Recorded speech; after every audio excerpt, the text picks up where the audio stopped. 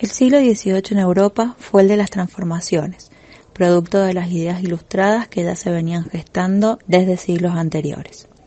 España y Rusia no quedaron al margen de su influencia, aun dada su ubicación en ambos extremos del continente. El pensamiento ilustrado haría cambiar las mentalidades de pensadores y filósofos, pero también de hombres ligados a la política, llegando así hasta los monarcas. Luego de un agitado siglo XVII, llega a Europa una etapa de equilibrio, de monarcas más dispuestos a negociar diplomáticamente en vez de salir al campo de batalla. Y durante la segunda mitad del siglo XVIII se comenzaron a examinar en toda Europa los problemas agrarios, que eran una de las principales preocupaciones de los ilustrados. Tanto en España como en Rusia, la Ilustración hizo eco, pero se debió adaptar a las costumbres particulares de cada una. Si bien ambas coincidieron en aplicar el despotismo ilustrado, que combinaba la ambición del poder en uno solo, con la idea de que las decisiones partieran desde la razón como fuente de toda sabiduría. En España, la llegada del primer Borbón, Felipe V, en el año 1700, significó afrancesarse, término que describía la nacionalidad del nuevo rey. La principal política que describe a esta dinastía será la de realizar reformas tendientes a generar ganancias y colocar a España en el primer lugar de potencia nuevamente. La política exterior será de negociación y neutralidad en los primeros años, pero a partir de la segunda mitad del siglo y con Carlos III principalmente, se pasará al conflicto directo contra Inglaterra, que ya se posicionaba como potencia marítima, haciendo peligrar las posesiones españolas en América. La reforma agraria vendrá de la mano de Jovellanos, que presenta en 1766 un proyecto de ley en el que exponía claramente el problema del mayorazgo. Este sistema planteaba que el primogénito de una familia noble recibiría la herencia dejando el resto desamparado.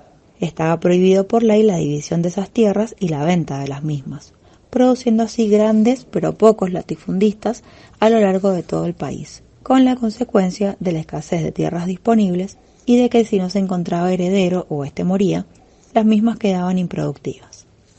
Los reyes Borbones intentaron varias medidas al respecto junto con sus ministros reformadores, logrando repartir algunas tierras a campesinos, aumentar la productividad de estas y fomentar la creación de manufacturas, medidas sumamente importantes para una sociedad concentrada mayormente en el campo. Otra de las medidas innovadoras de este monarca en materia social fue la de volcar su mirada hacia la burguesía. Dado que la nobleza no acostumbraba a trabajar y estaba exenta de pagar impuestos, el estamento de la burguesía representaba el sector que mayor réditos económicos podía otorgar al Estado. La relación con la Iglesia tuvo un giro particular con la llegada de los Borbones al trono, ya que estos desconfiaban del poder que ella poseía, además que comenzaba a ver a la religión como una superstición, y para mantener la preeminencia real llevaron adelante una política que disminuyera el poder de la Iglesia, aunque siempre manteniendo la separación entre Iglesia y Estado, y algunas instituciones tales como la Inquisición.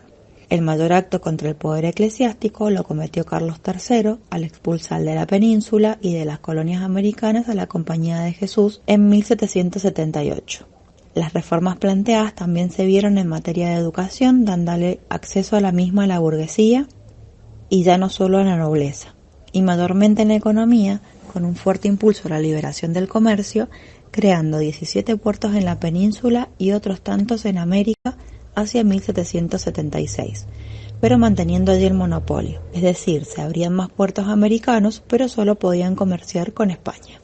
En materia de administración, las reformas se enfocaron en la creación de estos 5 ministerios. Se dividió el territorio en intendencias que convivieron con los tradicionales reinos, pero que los fines prácticos y administrativos fueron muy provechosos. Los corregidores pasaron a tener tareas administrativas frente al poder político de los nuevos intendentes. También se constituyó un ejército nacional formado y profesional, siendo obligatorio el servicio militar durante 5 años.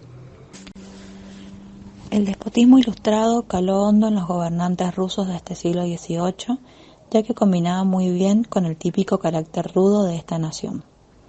Al despuntar el siglo, era Pedro el Grande quien gobernaba, trayendo consigo un plan de reformas que instituyó por decreto sin el apoyo de la nobleza rusa, que acusaba en ellas ideas occidentales que se oponían a las costumbres tradicionales. Este monarca impuso un imperio centralista que en 1713 cambia el nombre de Reino de Moscovia por el de Rusia y organiza jerárquicamente a todo el Estado, colocándose en la cúspide del poder como jefe de la Iglesia y del ejército.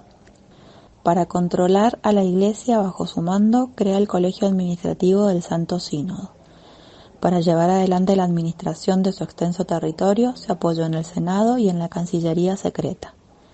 En economía, el sistema va a ser el del mercantilismo, fundando industrias nacionales y logrando un ordenamiento fiscal que le ayudaría a mantener su política militar y sus reformas administrativas. Para lograr la educación de las clases altas, va a abrir academias y centros de enseñanza, perfeccionando también la imprenta e incluso habrá un gran cambio en el trato hacia la mujer. En Rusia, ya desde la época de Iván III en el siglo XV, se había instituido la servidumbre de la nobleza. Esto era que a este estamento se le otorgaban tierras, beneficios y derechos, pero en contrapartida debían prestar servicio obligatorio al Estado, siendo funcionarios o sirviendo en el ejército. Entre los derechos que obtenían estaba el de ser dueño de los campesinos, que a su vez quedaban atados a la tierra sin posibilidad de escapar de su condición de siervos. Esta situación de desigualdad se va a mantener aún en el siglo XVIII con Pedro el Grande y luego con Catalina II y va a ser la causa de sucesivos levantamientos populares, además de generar una cada vez mayor desigualdad entre una aristocracia rica con acceso a la educación sobre un campesinado pobre y analfabeto sujeto a la servidumbre.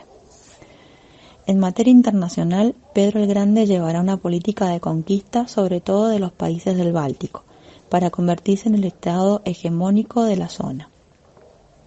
Catalina II, por su parte, va a continuar con esta política imperialista, combatiendo durante años a Suecia, Dinamarca y Polonia principalmente, y consiguiendo, a través de tratados de paz, distintos territorios, llegando a adquirir Persia, extendiéndose hasta Alaska y obteniendo también una parte de Polonia que debió repartirse con Prusia.